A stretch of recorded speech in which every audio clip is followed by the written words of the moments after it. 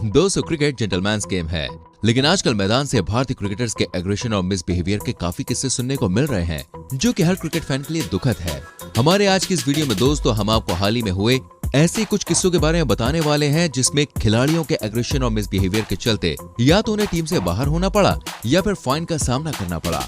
Video को start करने से पहले बस आपसे एक ही रिक्वेस्ट करना चाहूंगा, चैनल को सब्सक्राइब कर लीजिए, बेल आइकन प्रेस कर लीजिए, जिससे आपसे हमारी कभी भी कोई भी वीडियो मिस ना हो। तो आइए बढ़ते हैं आज की वीडियो में आगे नंबर 1 के साथ। दोस्तों सबसे पहले बात करते हैं कुणाल पांड्या की। वैसे तो भाई पांड्या ब्रदर्स को किसी इंट्रो की जरूरत नहीं है। कुणाल और हार्दिक दोनों ही मैदान में अपने जबरदस्त परफॉर्मेंस के लिए जाने जाते हैं। इसके अलावा मैदान के बाहर भी ये अक्सर सुर्खियों में बने रहते हैं।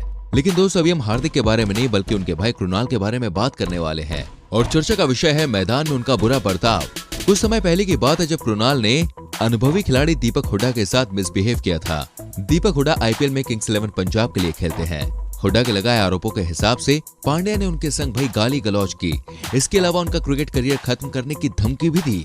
खबर यह है कि वडोदरा के रिलायंस ग्राउंड में बड़ौदा की टीम की प्रैक्टिस के दौरान कुणाल और दीपक के बीच किसी बात को लेकर बहस हो गई, जिसके बाद कुणाल ने हुड्डा को कथित तौर पर अपशब्द कहे और धमकी भी दी।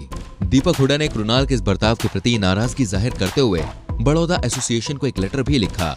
इसके अलावा उन्होंने सैयद मुश्ताक अली ट्रॉफी टूर्नामेंट से अपना नाम भी वापस ले लिया था और वो बड़ौदा टीम को छोड़कर राजस्थान में चले गए। और अब सुनने में आ रहा है कि कुणाल पांड्या ने आगामी घरेलू सत्र से कप्तानी छोड़ने का फैसला किया है, जिसकी वजह उनके और एसोसिएशन के मेंबर्स के बीच बहस बताई जा रही है। हालांकि पांड्या के मिसबिहेव का ये पहला मामला नहीं है। पिछले कुछ समय से उनके बुरे बर्ताव की खबरें सामने आ रही थी। इस मामले पर और कुणाल पांड्या की कप्तानी छोड़ने पर आपका क्या विचार है, कमेंट कर सकते हैं। नंबर 2, दोस्तों क्रिकेट के मैदान पर खिलाड़ियों को चोट लगना और उनकी आपस में बहस होना काफी आम बात है, लेकिन ये बर्ताव अगर अंपायर के साथ होने लगे तो जेंटलमैन वाले इस गेम और उसके खिलाड़ियों पर सवाल उठने लगते हैं। चूंकि इंटरनेशनल लेवल पर खिलाड़ियों को चोटें लगना काफी आम बात है, इसलिए आईसीसी ने गेम के लिए कई गाइडलाइंस जारी की है और इन गाइडलाइंस को इस बात को ध्यान में रखते हुए बनाया गया है कि मैच के वक्त खिलाड़ी पूरी तरह से सुरक्षित रहें, जैसे कि हेलमेट, पैड्स और ग्लव्स, और खेलते वक्त बैट्समैन इन सुरक्षा उपकरणों का पालन भी करते हैं। वही विकेट कीपर्स भी अपनी जरूरत के हिसाब से सुरक्षा उपकरण का इस्तेमाल करते हैं, जिसकी वजह से मैच के दौरान चोट लगने का खतरा काफी कम हो जाता है। लेकिन आपने शायद ही किसी अंपायर को दोस्तों इस तरह के उपकरण का इस्तेमाल करते हुए देखा होगा। तो क्या मैच में हर समय फील्ड पर रहने वाले अंपायर की सुरक्षा का कोई ध्यान नहीं रखा जाता? ऐसा नहीं है दोस्तों, मैच में अंपायर्स की सुरक्षा को लेकर भी कई सारी गाइडलाइंस तय की गई हैं। अंपायर्स के हेलमेट पहनने की बातें भी कही जा रही हैं। कभी कभी कुछ अंपायर्स को हेलमेट पहने हुए भी देखा गया है, लेकिन इस रूल को अभी पूरी तरह से लागू नहीं किया गया है। अंपायर्स के साथ कई बार ऐसी दुर्घटनाएं हो चुकी हैं, इसलिए उनकी सुरक्षा का मसला अक्सर उठता है। अबू धाबी T20 लीग में भी पाकिस्तानी अंपायर अलीम के साथ एक दुर्घटना होते होते बची, और इस घटना के बाद एक बार फिर मैदान पर खड़े अंपायर्स की सुरक्षा के नियम कटघरे में आ गए हैं।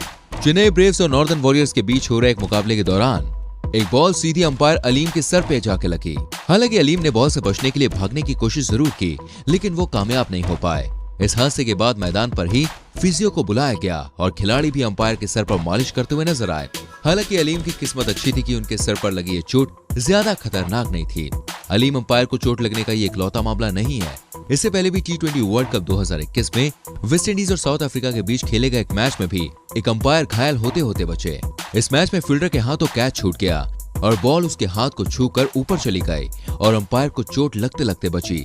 इससे पहले भी इसी मैच में कायरन पोलार्ड के बल्ले से निकली बॉल भी अलीम को लगते लगते बची थी, और अब फिर से कुछ इस तरह का हादसा हुआ। इस इंसिडेंट से आपको क्या लगता है? क्या अब समय आ गया है कि आईसीसी को क्रिकेट में अंपायर्स के लिए भी कुछ सुरक्षा उपकरण कंपलसरी कर देने चाहिए? आप क्या सोचते हैं इस बारे में, कमेंट कर सकते हैं। अब बात करते हैं दोस्तों भारत और न्यूजीलैंड के बीच खेले जाने वाली टेस्ट सीरीज के पहले मैच की, जो पिछले कुछ दिनों से कानपुर के ग्रीन पार्क स्टेडियम में खेला जा रहा था। इस मैच के दौरान फिर से खिलाड़ी और अंपायर के बीच अनबन होती हुई दिखाई दी। इस मैच के दौरान दोस्तों कई बार टीम के स्पिनर रविचंद्रन अश्विन अंपायर से बहस करते हुए दिखाई दिए। खराब अंपायरिंग के चलते अश्विन अंपायर से काफी नाराज दिखाई दे रहे थे, और मैच के तीसरे दिन वो अंपायर नितिन मेनन से उलझ भी बैठे। असल में अश्विन गेंदबाजी करते वक्त फॉलो थ्रू में जाते समय सीधा न जाकर अंपायर के सामने से गुजर रहे थे, जिसकी वजह से अंपायर को परेशानी हो रही थी, और यही वजह रही कि अंपायर ने उन्हें इस चीज के लिए टोका, जो शायद अश्विन को अच्छा नहीं लगा और उन्होंने अंपायर से बहस करनी शुरू कर दी। दोस्तों न्यूजीलैंड की पारी के 77वें ओवर में अंपायर मेनन ने पहली बार अश्विन को टोका और उन्हें वार्निंग भी दी। इस दौरान जब अश्विन अंपायर से बातचीत कर रहे थे तो भारतीय टीम के कप्तान अजिंक्य रहाणे भी मेनन के पास आ गए। अंपायर का कहना था कि अश्विन डेंजर एरिया में आ रहे हैं। लेकिन जब स्क्रीन पर देखा गया तो अश्विन बड़ी ही समझदारी से डेंजर एरिया में आने के बिल्कुल पहले ही किनारे से बचकर निकल रहे थे। उसके बाद ओवर के बीच में भी अश्विन और अंपायर नितिन मेनन के बीच काफी बातचीत हुई। अश्विन ने अंपायर नितिन को अपनी बात समझाने की कोशिश भी की, लेकिन मामला सुलझा नहीं।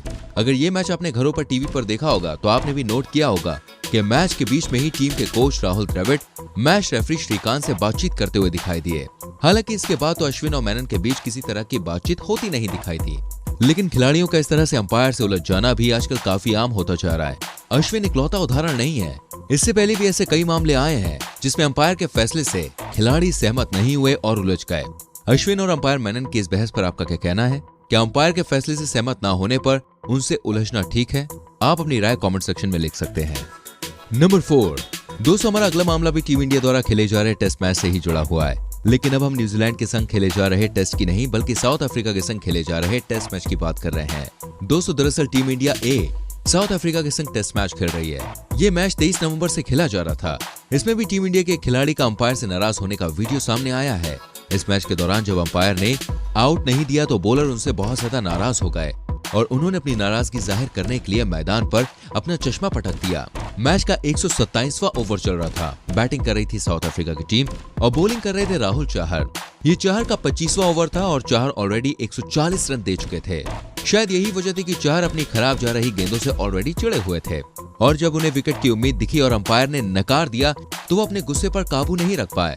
दरअसल हुआ यह था कि जब चाहर ने बॉल फेंकी तो बॉल बैट्समैन के पैड पर जाकर लगी और देखने पर ऐसा लग रहा था कि वो आउट हो सकता है, लेकिन अंपायर ने ये विकेट कंसीडर नहीं किया, जिससे राहुल चाहर अपना आपा खो बैठे और उन्होंने अपना चश्मा ग्राउंड पर ही पटक दिया।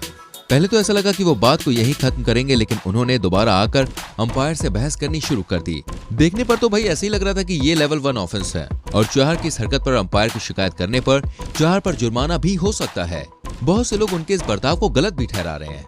आपको क्या लगता है, इस पर आप कमेंट कर सकते हैं। दोस्तों, हमारी ये वीडियो आपको कैसी लगी प्लीज हमें बताइएगा। क्या इस तरह से अंपायर से उलझ जाना ठीक है या फिर नहीं? क्रिकेट से जुड़ी हुई और जानकारियों को लेने के लिए, जानने के लिए जल्दी से हमारे चैनल को सब्सक्राइब कर लीजिए, बेल आइकन प्रेस कर लीजिए, जिससे आपसे हमारी कोई भी वीडियो मिस ना हो। मिलते हैं दोस्तों आपसे अगली वीडियो में। Till then bye bye, take care.